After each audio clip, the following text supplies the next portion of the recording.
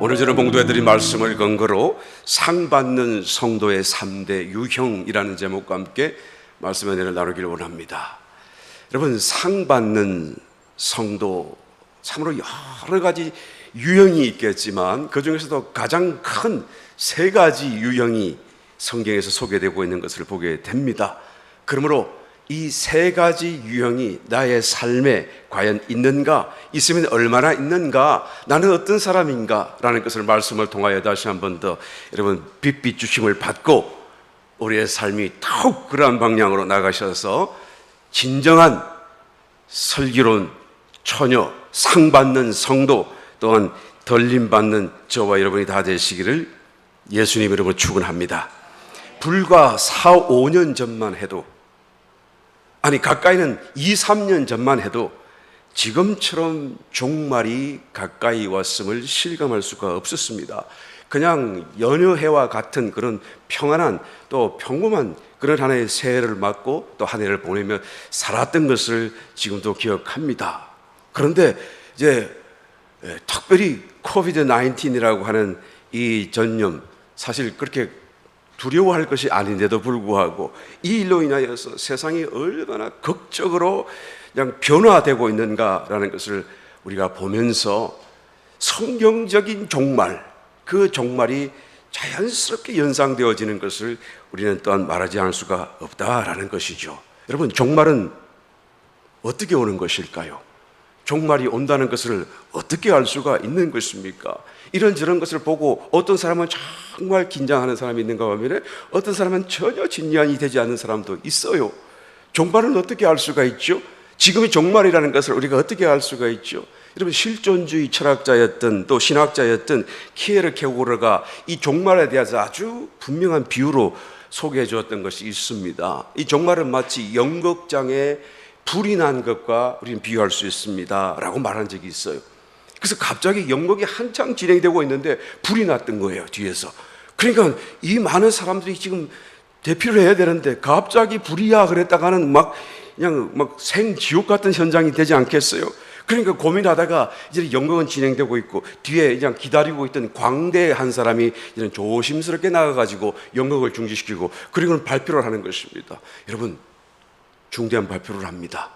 지금 우리가 여기에 불이 났는데 지금 앞에 뒤에 양쪽으로 다 비상구가 있으니까 여러분 천천히 그 비상구 문에 가장 가까운 사람이 순서를 따라서 나가주시면 좋겠습니다. 절대로 허둥대지 말고 절대로 여러분 다툼하지 말고 다 조용히 침착하게 진행했으면 좋겠습니다 라고 말을 그랬더니 이 사람들이 그걸 듣더니 하는 얘기가 박수를 치고 좋아하고 웃는 거예요. 왜냐고 하니까 이것은 또 광대가 일부러 연극하는 것이다 라고 생각을 하는 것이고 이것은 연극 가운데 한 부분일 것이다 라고 오해를 하는 것이죠. 그래서 계속 그냥 진지하게 말을 하면 할수록 더 떠들고 웃고 박수를 치고 야단을.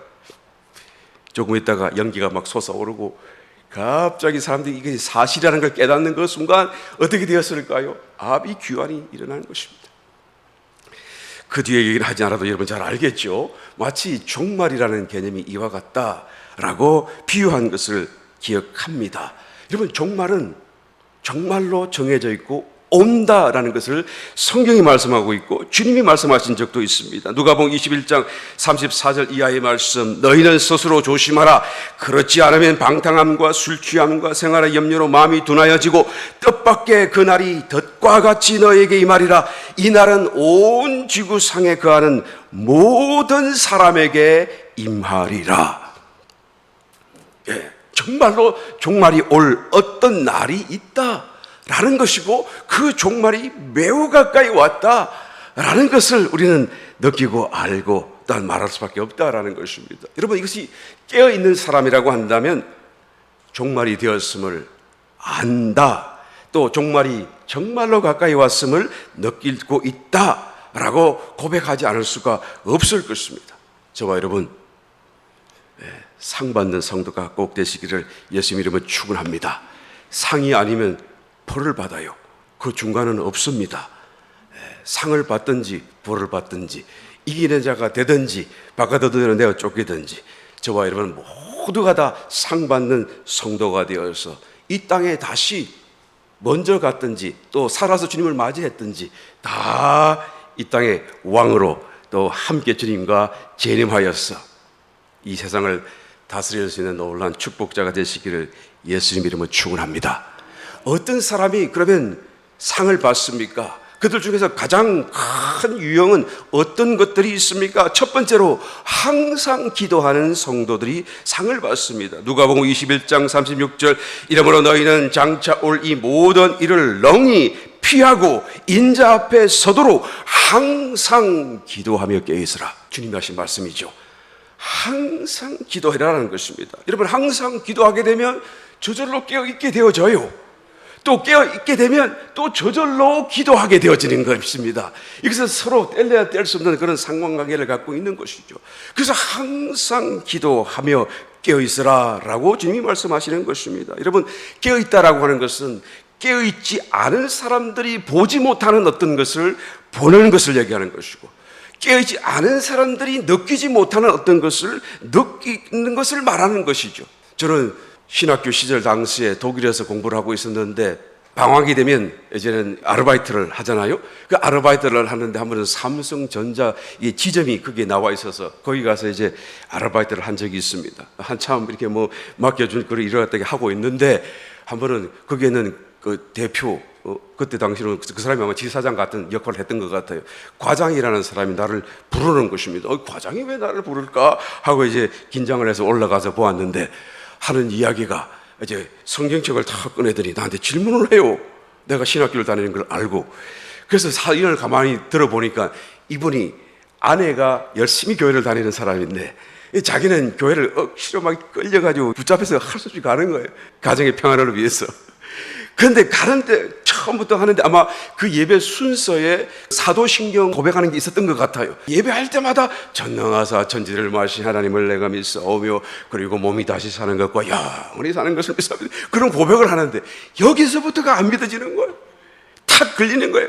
그래서 도무지 마음이 열리지 않고 신앙생활하기 너무 어렵고 그러니까 마침 신학교 다니는 이 젊은 친구가 정상적인 아마 합리적인 그런 사고를 하고 있지 않겠나 나와 같이 또 같이 남자니까 뭔가 감정에 휘둘리지 않고 뭔가 좀 이성적인 판단을 하지 않겠나 그런 생각을 했는지 나를 불러서 질문을 하는 것입니다. 성경을 탁 펴는데 제일 앞장을 펴요.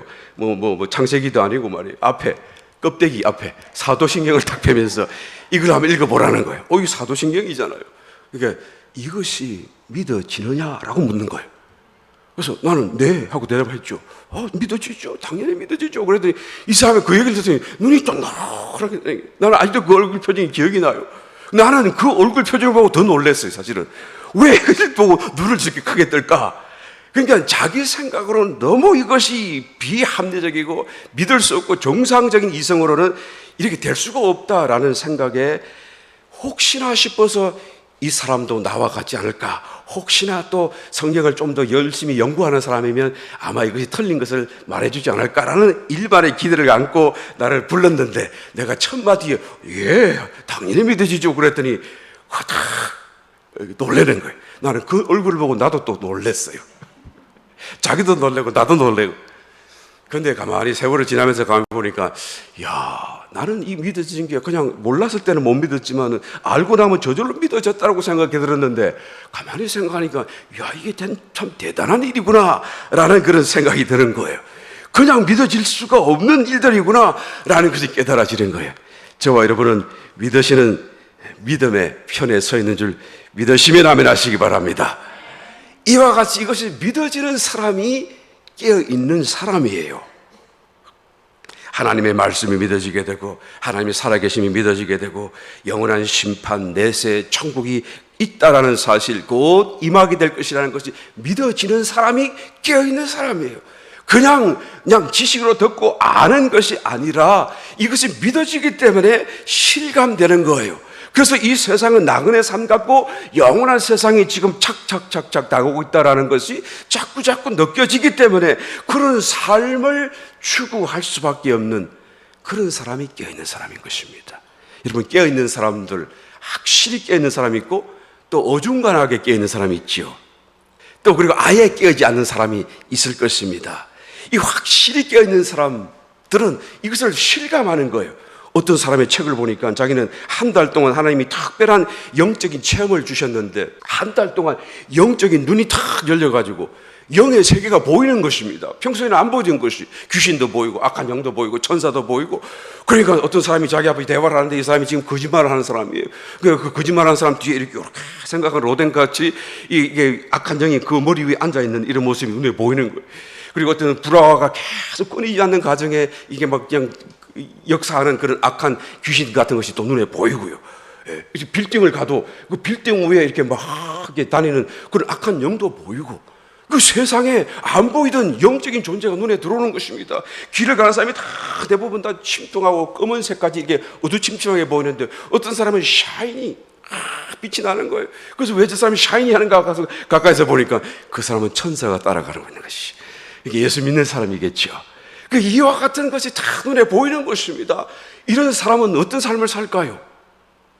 저절로 그냥 매일 그냥 기도하지 않겠어요? 눈에 보이니까 기도하지 않을 수 없잖아요.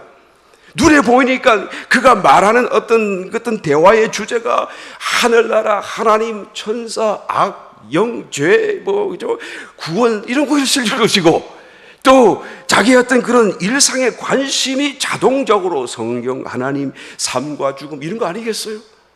그러니까 이런 사람들은 깨어있는 사람일 수밖에 없는 거예요. 저와 여러분들은 그런 것을 보지 못한다고 할지라도 깨어있는 성도인 줄 믿습니다. 아멘.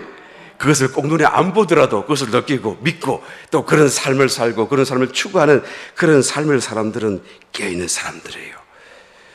그런데 어렴풋이 깨어있는 사람들은 어려운 말로 비몽사몽, 꿈인가 생신가, 교회는 출석을 하는데 출석할 때는 은혜 받고 막 하다가도 교회 문만 딱 나서면 그냥 싹 잊어버리는, 섭시간에 잊어버리고 이제는 모든 마음이 다시 세상과 함께 살아갈 이런 모드로 전환하는.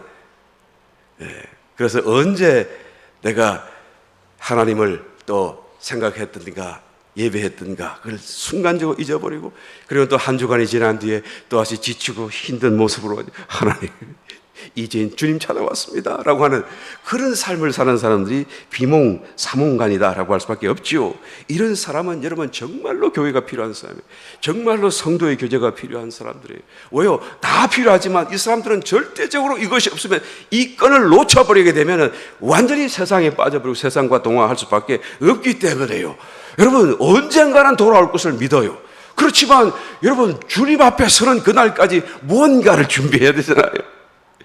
깨어있는 사람으로 주님을 만나야 되잖아요.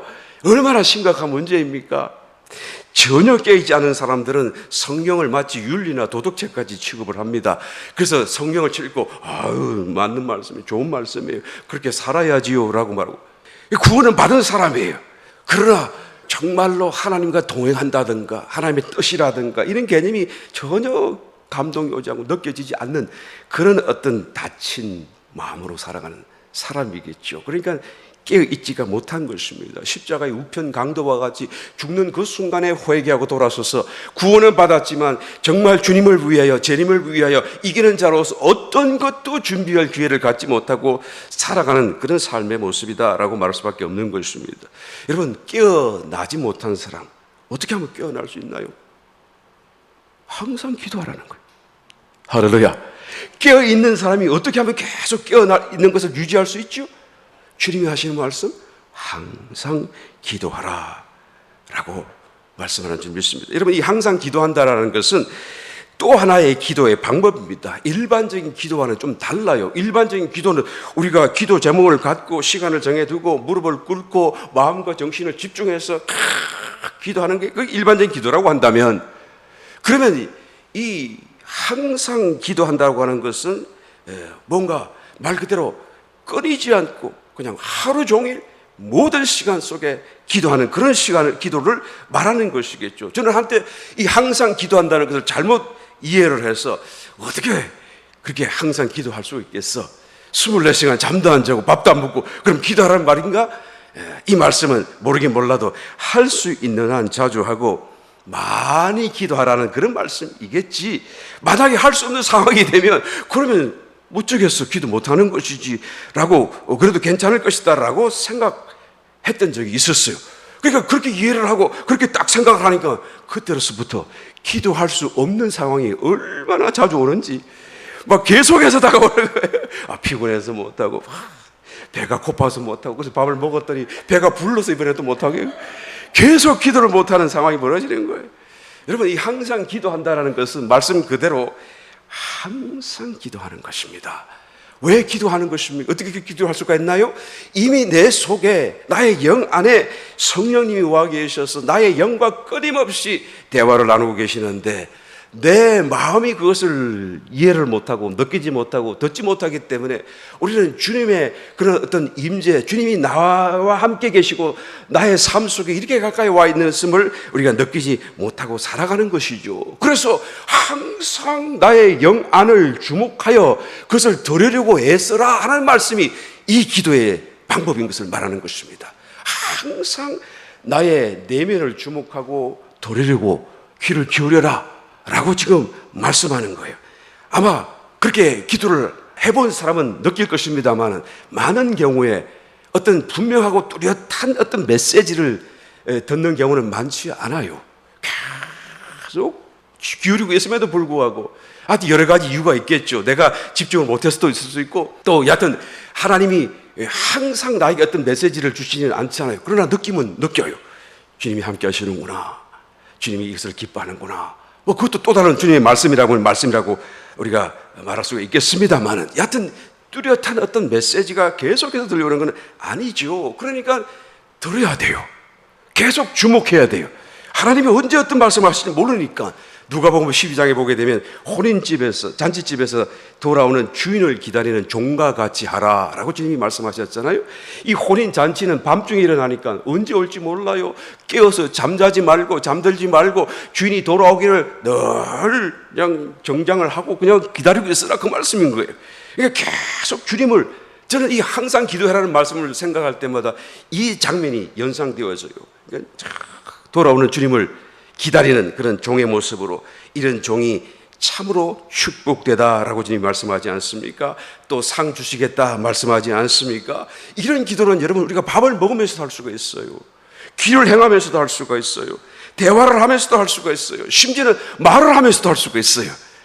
심지어는 나는 설교를 하는데 어떤 때는 주님이 어떤 말씀을 주시는 것 같아가지고 말씀이 더 깊이 내가 준비한 말씀보다 더 깊은 것을 깨닫고 그 말을 또한 나눌 때도 있더라라는 것이죠.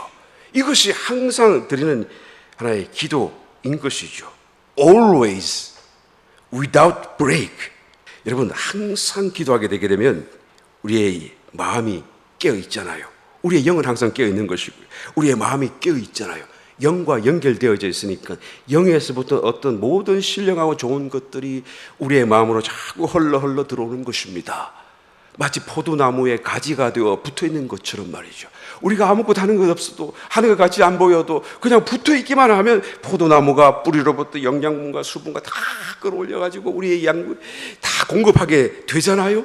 그러니까 우리가 정말 주님의 어떤 명령 메시지를 듣고 안 듣고를 떠나서 그냥 주목하고 그냥 붙어있고 그래서 항상 기도하는 그런 자세로 살아가기만 하면 그 자체로 우리에게 많은 신령한 것들이 공급되어지게 되고 그래서 우리가 성숙하게 되어져서 마침내 휴거 성도로 변화되게 될 것을 성경이 말씀해 주는 줄 믿습니다. 저와 여러분들이 이와 같은 삶을 살게 되시길 다시 한번 주님의 이름으로 축원드립니다. 두 번째로 그리스도의 재림을 사모하는 성도가 상을 받습니다. 디모데후서 4장 7절 8절 내가 선한 싸움을 싸우고 나의 달려갈 길을 마치고 믿음을 지켰으니 이제 후로는 나를 위하여 의의 면류관이 예비되었으므로 주 곧 의로우신 재판장이 그날에 내게 주실 것이니 내게만 아니라 주의 나타나심을 사모하는 모든 자에게니라. 아멘. 그러니까 모든 사모하는 자들에게 하나님께서 축복하시겠다, 상 주시겠다라고 말씀하시는 거예요. 이 말씀은 내가 이제라도 아멘, 주님, 예수님 어서 오시옵소서라고 고백할 수 있어야 된다는 것을 말하는 것이죠. 만약에 이 말씀을 할 수 없다고 한다면 주님, 내가 주님은 참 사랑하지만 그래 주님 지금은 오시지 말고 조금만 더 있다가 오십시오. 아직 준비가 안 됐어요 라고 말한다고 한다면 그런 사람들은 주님을 사랑할지라도 주님의 재림을 사모한다라고는 말할 수가 없는 것입니다. 여러분, 사모한다는 이 말씀은 내가 재림을 맞을 준비를 다 해놓았는가 아닌가라는 것을 묻는 것이 아닙니다. 오히려 자기 자신을 돌아보면서 준비되지 않음을, 어떤 면에서는 정말 나는 가능성이 없음을 더 절실히 깨닫는다라고도 말할 수가 있겠죠. 그러니까 마음 한켠으로는 주님 지금 오시면 나 어떻게 해요? 라는 마음이 있지만, 그러나 재림을 사모하는 사람들은 어떻습니까? 그럼에도 불구하고 주님 오시옵소서. 나는 이 세상에 정들 마음 없고 이 세상이 나는 아무것도 위로가 되지 않습니다. 나는 주님만이 가장 좋아요.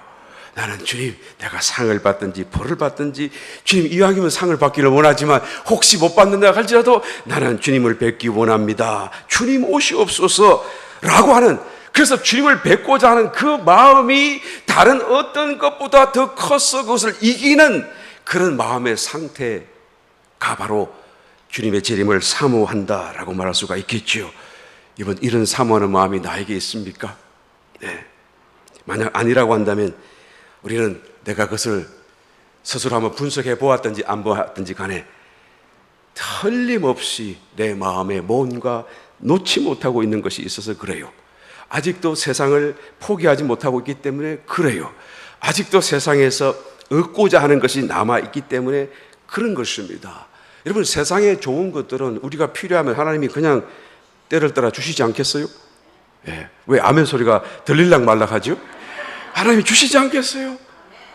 그것도 좋았다고 할지라도 그게 뭐가 그렇게 좋겠어요? 그런데 거기서 우리가 마음을 왜 떠나지 못하죠? 성경에 나타난 부자 청년이 자기의 일생의 의문점, 마음속에 일어나는 간절한 푸시를 느꼈습니다. 나는 모든 것을 다 가졌고 또 말씀대로 잘 살고 있고 나 하나님을 사랑하는데도 불구하고 나는 여전히 천국 갈 수 있겠다라는 느낌이 안 들어요. 그래서 도무지 왜 이런가 예수님을 만나서 물어보지 않아요? 선한 선생이시여 어떻게 영생을 얻겠나이까? 그래서 주님이 가르쳐 주셨습니다. 너 가진 재산을 다 팔아서 가난한 자에게 나누어주고 너는 나를 따르라. 그랬더니 따라갔어요? 못 따라갔어요? 왜 못 따라갔어요? 그가 가진 재산이 너무 많았기 때문에 포기할 수 없었다라고 성경은 말씀해 주고 있습니다. 여러분, 자기의 일생일대의 그 중심의 질문에 응답을 얻었고 그것이 무엇인지를 알았고 가기만 하면 된다는 것을 지금 눈으로 보고 있음에도 불구하고 담대히 그 일을 가지 못하는 그 이유가 세상을 포기하지 못했어요. 재물을 포기하지 못했어요. 그 마음을 거기서 놓지 못했다라는 것을 아주 그림과 같이 우리 가운데 보여주고 있습니다. 여러분, 세상을 사랑하면서 주님의 재림을 사모할 수는 없습니다. 세상을 사랑하면서 하나님을 사랑할 수도 없어요. 이 세상이라고 하는 이 단어가 원어로는 코스모스라는 단어예요. 코스모스. 코스모스 피는 그는 뭐 그런 의미 아니고 헬라어로 코스모스. 이 말은 세상이라는 뜻인데요. 이 말의 의미는요, 하여튼 모든 어떤 내용물들이 일관되게 아주 질서정연하게 의도적으로 배열되어 있다라는 그런 의미예요. 코스모스라는 말의 의미가. 그러니까 이 세상이 어떻게 되어 있다고요? 일관되게 어떤 의도를 가지고 배열되어 있는 거예요. 서로가 다 짜여져 있는 것입니다. 그냥 우연히 일어나는 일이 없고 우연히 나에게 다가오는 것이 없다 그 말이에요. 그러면 이 세상을 누가 지배하고 있나요? 물론 하나님이 애초에 지으셨습니다만은 이제는 아담이 타락함으로써 이제는 사단이 그것을 강탈하고 찬탈하고 잠시나마 세상 임금으로 이 세상을 다스리고 있잖아요. 그러니까 이 세상, 그 코스모스라고 하는 이 세상은 모든 것이 다 배열되어 있기를 어떻게 합니까? 하나님과 대적하는, 하나님을 거역하는, 하나님의 일을 반대하는 그런 하나님과 길과는 조화를 이룰 수 없는 그런 길을 따라서 배열되어 있는 거예요.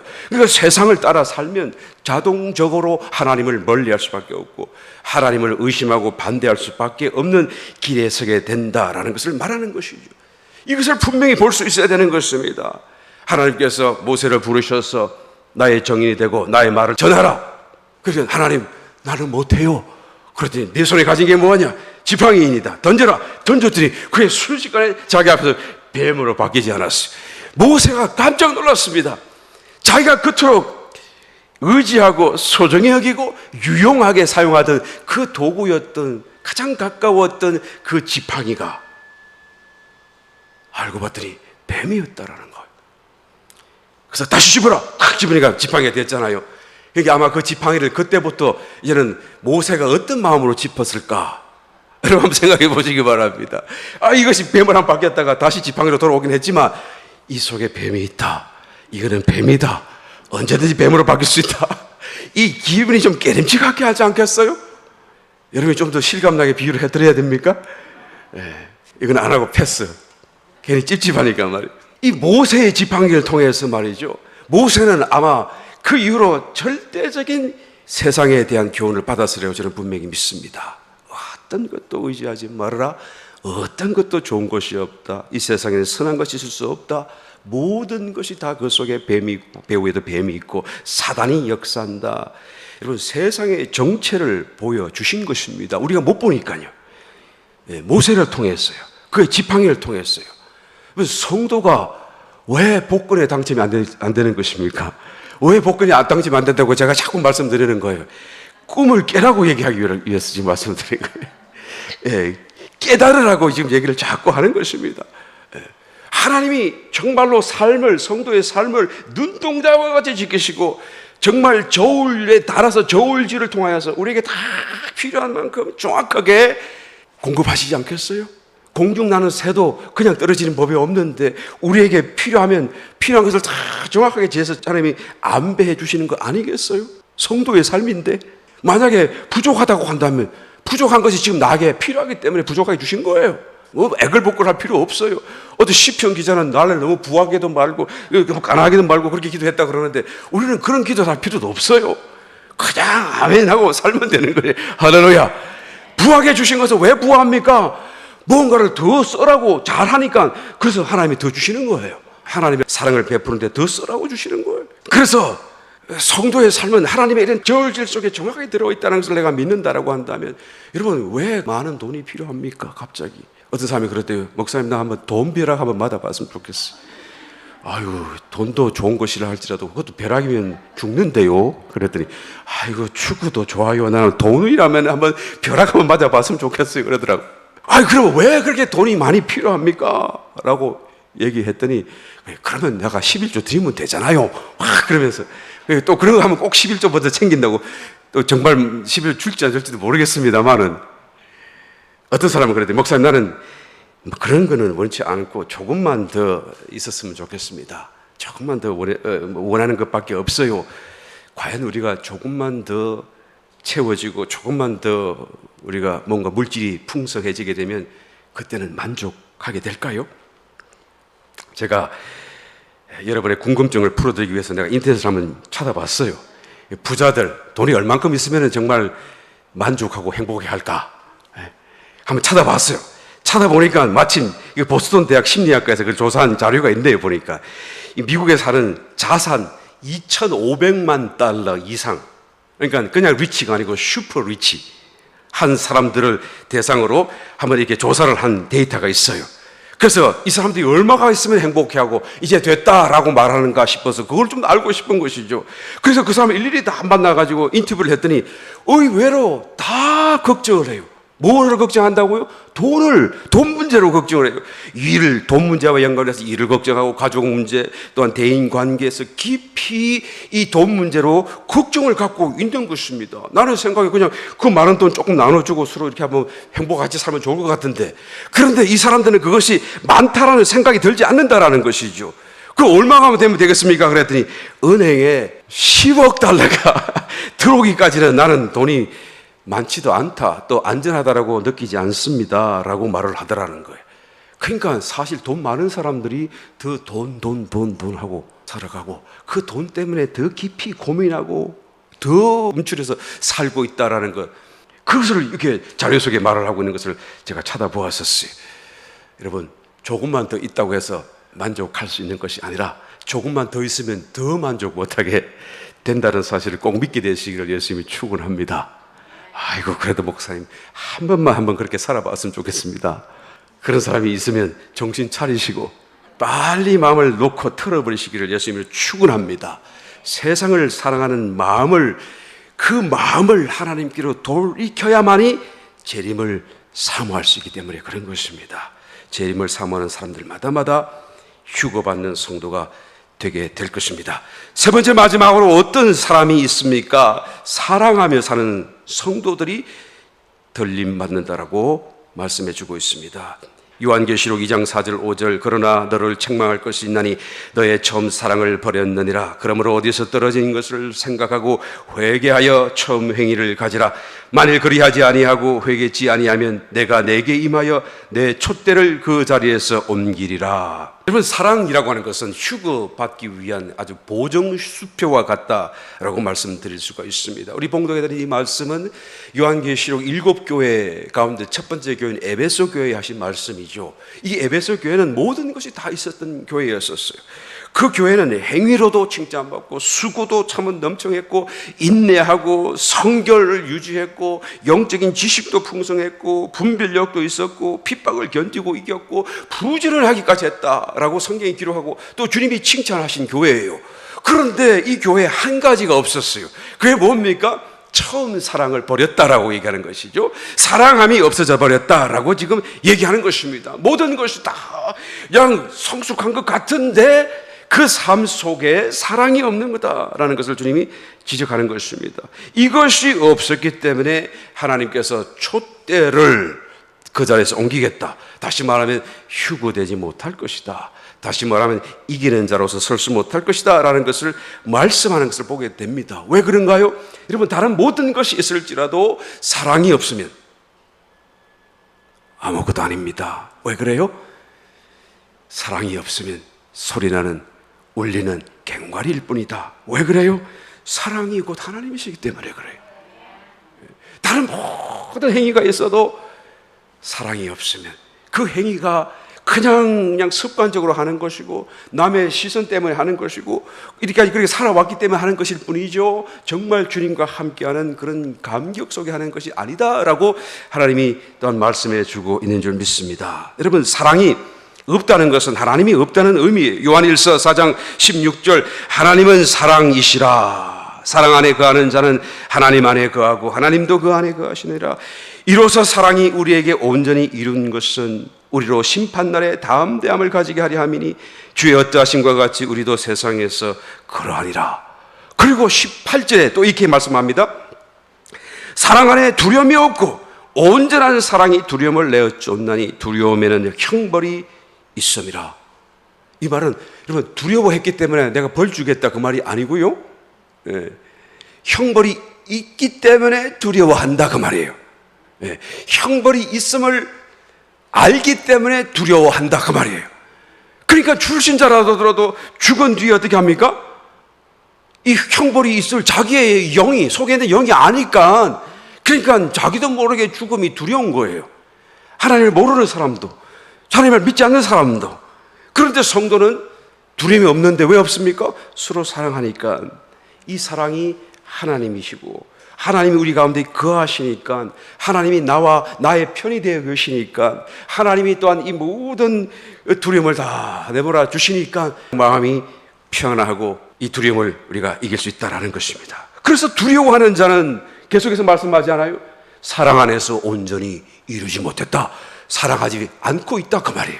사랑을 나타내지 못하고 있다라고 말하는 것입니다. 여러분, 휴거되지 못할까 두렵다. 무슨 뜻이죠? 상 받지 못할까 두렵다. 바깥 어두운데 내가 쫓길까 봐 두렵다. 무슨 뜻인가요? 교회를 다니면서도 나는 죽는 것이 두렵다.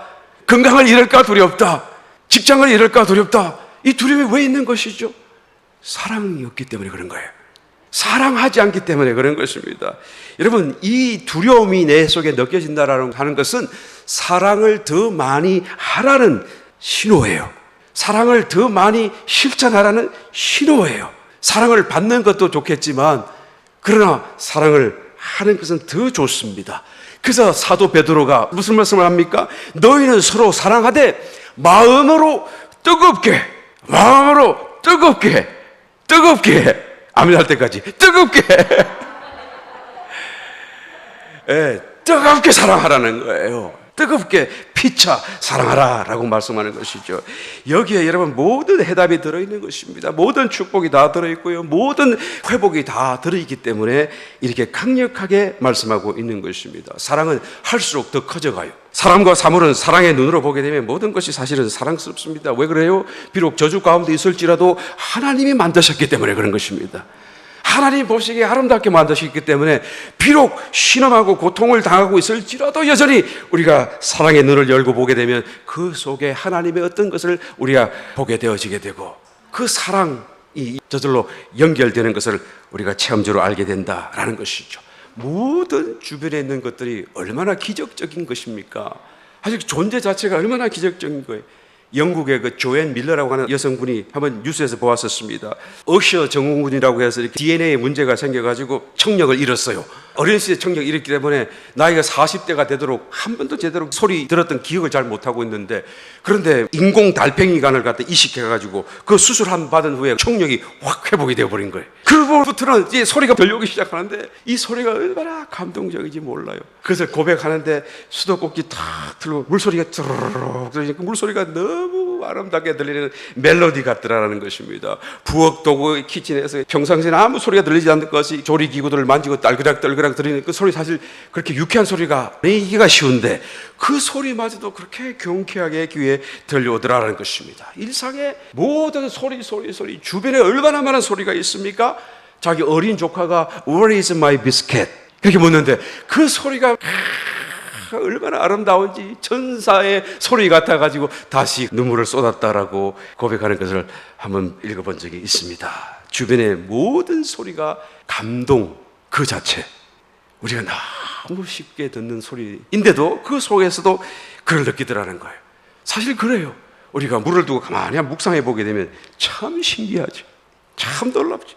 바람 부는 거, 이 느껴지는 것, 옷깃에 가을이 되게 되면 어김없이 느껴지는 이런 어떤 느낌, 하늘, 떠있는 공중에 있는 구름, 땅, 흙, 냄새. 저는 말씀을 준비하다가 창에 탁 무당벌레 하나 마리가 딱 달라붙었는데, 왜 이름이 무당인지 모르겠습니다만은, 그 아름다운 것이라도 왜 무당이라고 했는지 모르겠습니다만 무당벌레가 탁 붙었는데 순간적으로 손으로 탁 치고 싶었는데 가만히 보니까 너무 신기한 거예요. 정말 발을 움직이면서 더듬이를 움직이면서 이렇게 다니는데, 이야, 저 가느다란 발을 가지고 이렇게 지가 또 방향은 어떻게 해서 절로 가고 여기까지 올라왔는가, 그리고 또 색깔이 또 얼마나 화려하고 밝아요, 아름다워요.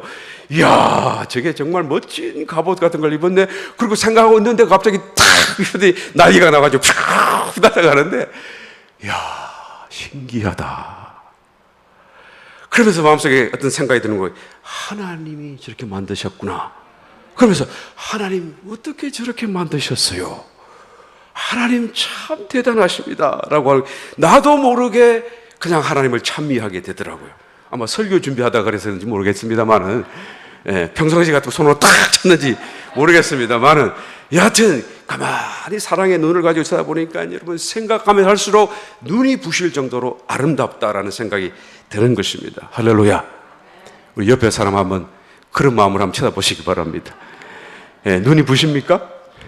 눈을 좀 가리고 이렇게 해야 되는데, 신용이라도 해야 되는데 전혀 눈이 안 부시는가 보네요. 정말 사랑스럽지 않아요? 거듭난 성도 속에는 여러분 이와 같은 사랑이 일어납니다. 사실은 그냥 사랑이 아니고 하나님의 사랑이죠. 그 사랑이 우리를 막 감동하게 되면 그냥 하나님의 모든 만물을 통하여서 이게 지금 막 반응이 되고 반향이 쳐서 울리게 되고, 이 사랑이 점점점 정복되어져 가는 것을 우리가 체험 속에 고백할 수가 있을 것입니다. 사랑하기를 우리는 시작하기만 하면 되는 거예요. 사랑은 밖으로 드러나야 사랑이 될 수 있기 때문입니다. 사랑을 속에만 갖고 있어서는 사랑이 될 수가 없어요. 그것이 밖으로 드러나야 돼요. 여러분, 화산 터지는 폭발하는 것을 한번 연상해 보시길 바랍니다. 화산을 생각할 때마다 엄청난 자연재해, 재앙들을 생각하기 쉽습니다만, 그러나 그 불, 용암, 그 위력, 위세, 권세, 그거 사실 굉장한 것이거든요. 그것이 꽝 하고 터지면 말이죠, 얼마나 그 위용이 대단합니까? 그런데 휴화산, 한 번은 터진 적이 있었지만 지금은 휴식하고 있는 그런 화산이 있잖아요. 그 화산은 조용합니다. 그 어마어마한 위력과 위용을 그 속에 담고 있음에도 불구하고 겉으로는 전혀 그것을 우리가 느낄 수가 없고 볼 수도 없어요. 그러나 그것이 뻥 터져서 활화산이 되게 되면 여러분 그 위세와 위용이 얼마나 놀라운 것입니까? 사랑도 마치 우리 속에 있는 것 이와 같은 하나님의 큰 능력이기 때문에 그것이 밖으로 드러나도록 우리는 그것을 실천해야 되는 것이고 사랑하기를 시작해야 되는 것입니다. 이 드러난 사랑이 있을 때 바로 휴거 성도가 되는 것이고 보장이 되어진다라는 것입니다. 지금은 종말의 시대입니다. 깨어 있어서 준비해야 됩니다. 언제 올지 어느 날 갑자기 조금 더 생각하다가 갑자기 그날이 그냥 산통과 같이 우리에게 다가오게 될 것이라고 주님이 누누이 말씀하고 있는 것을 보게 됩니다. 주님이 십자가를 통하여 활짝 열어놓으신 이 축복의 길, 가기만 가면 우리 반드시 이루게 되어져 있는 이 길을 따라 항상 기도하시고 재림을 사모하시고 또 서로 피차에 뜨겁게 사랑하여 휴거받는 성도가 되시기를 예수님 이름으로 축원합니다.